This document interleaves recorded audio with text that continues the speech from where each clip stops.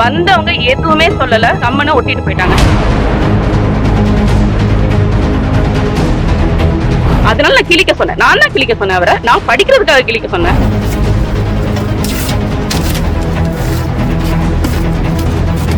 சொல்றாங்க எனக்கு அது என்ன பாலியல் குற்றம்னு போட்டு எத்தனை வருஷமா தான் இருப்பீங்க.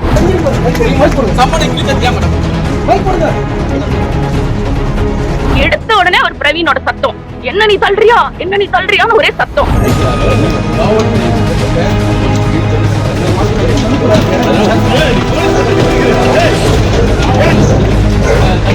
எக்ஸ்-சர்வீஸ்மேன் அவரை வந்து எப்படி ஒரு குப்பை மாதிரி நீங்க எல்லாரும் பார்த்துட்டு தான் நீங்க அவரை எப்படி உள்ள தூக்கி போடுறாங்க. அவர் என்ன, அவர் இங்க செக்யூரிட்டியா இருக்காரு, நம்மளுக்கு பாதுகாவலரா இருக்காரு, அவருக்கு கன் வச்சிருக்கிறதுக்கான லைசன்ஸ் வச்சிருக்காரு, அவரு அதை கையிலே எப்பவும் வச்சிருக்காரு, தன் கையில எப்பவும் வச்சிருக்காரு. அவரை அப்படி உள்ள தூக்கி போட்டு கொண்டு போறீங்க.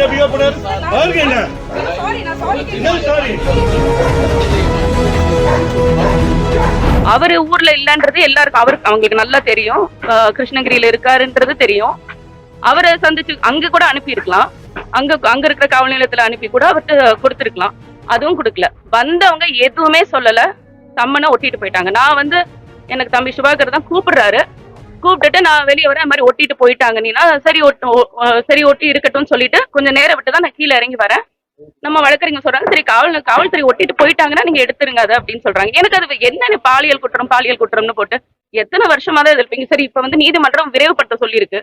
அது என்ன இப்ப உடனே அடுத்த நாளே வரணும்னா, சரி ஒரு ஊர்ல இல்லைன்னு தெரியும், நீங்க வேணும்னே இதை செய்றீங்கன்றது எனக்கு தெரியும். நான் வீட்டுல இருக்கேன், என்கிட்ட அதை பேசிட்டு கூட நீங்க ஒட்டிட்டு போயிருக்கலாம். வந்து யாருமே இல்லாத வீட்டுல வந்து ஒட்டிட்டு போன மாதிரி நீங்க ஒட்டிட்டு போயிட்டீங்க. நான் வந்து வெளியே வந்து பாக்குறேன், தம்பி இது மாதிரி சொல்றாரு ஒட்டிட்டாங்க நீனா. அப்புறம் பிரஸ் மட்டும் தான் நின்றுட்டு இருந்தாங்க. எனக்கு ரொம்ப அன்ஈசியா இருந்தது அவங்க முன்னாடி வர்றதுக்கு. நான் அது நைட் ட்ரெஸ்ல இருந்தேன், நான் வெளியே வரல. சரி தம்பியை தான் கிளிங்க தம்பி, இல்ல போலீஸ் போயிட்டாங்க அப்படின்னு சொன்னாரு. அதனால நான் கிழிக்க சொன்னேன். நான் தான் கிழிக்க சொன்னேன் அவரை. நான் படிக்கிறதுக்காக கிழிக்க சொன்னேன். அவர் கிழிச்சு என்கிட்ட கொண்டு வந்து கொடுத்தாரு.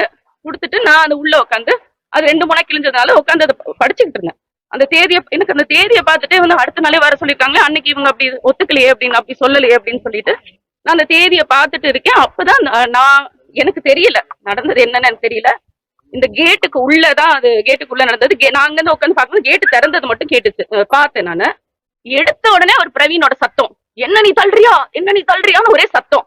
எனக்கு நான் இதை சுத்தமா நாங்க எதிர்பார்க்கல. சம்மன் கொடுத்தாங்க, நாங்க சம்மனை வந்து எடுத்து வச்சு நாங்க படிச்சுட்டு இருக்கோம், அவ்வளவுதான். நான் சுத்தமா அதை எதிர்பார்க்கல.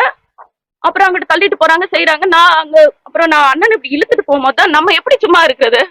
நம்ம நாங்க எல்லாம் உங்களுக்கு தெரியும், நாங்க வந்து கட்சியோட குடும்பம் மாதிரி நாங்க எல்லாரும் சேர்ந்து ஒன்னா பயணிக்கிறோம். எங்களை விட கூட இருக்கிறவங்க மேல கையை வச்சாதான் எங்களுக்கு இன்னும் கோவம் வரும்ன்றது உங்களுக்கு நல்லா தெரியும். மென்டலி எங்களுக்கு டிஸ்டர்ப் பண்ணணும்.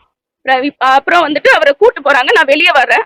வெளியே வந்து பார்த்தா அவர் ஒரு ரிட்டையர்டு ஒரு எக்ஸ்-சர்வீஸ்மேன் அவரை வந்து எப்படி ஒரு குப்பை மாதிரி நீங்க எல்லாரும் பார்த்துட்டு தான் நீங்க அவரை எப்படி உள்ள தூக்கி போடுறாங்க. அவர் என்ன, அவர் இங்க செக்யூரிட்டியா இருக்காரு, நம்மளுக்கு பாதுகாவலரா இருக்காரு, அவருக்கு கன் வச்சிருக்கிறதுக்கான லைசன்ஸ் வச்சிருக்காரு, அவரு அதை கையிலே எப்பவும் வச்சிருக்காரு, தன் கையில எப்பவும் வச்சிருக்காரு. அவரை அப்படி உள்ள தூக்கி போட்டு கொண்டு போறீங்க. நான் பார்த்துட்டு நான் போறேன். எனக்கு முதல் என்ன நடந்ததுன்னு தெரியாது. நான் போய் அவர் பிரவீனை அணுகும்போது, இன்ஸ்பெக்டர் அணுகும்போது அவர் சொல்றாரு, பாருங்க என்ன நடந்தது, என்ன பண்ணிட்டாரு பாருங்கன்றாரு.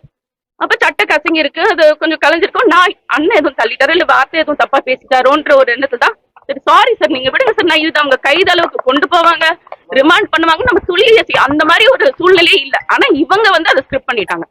முதல்ல ஸ்கிரிப்ட் பண்ணி தான் வந்திருக்காங்கன்றது நல்லா தெரியும்.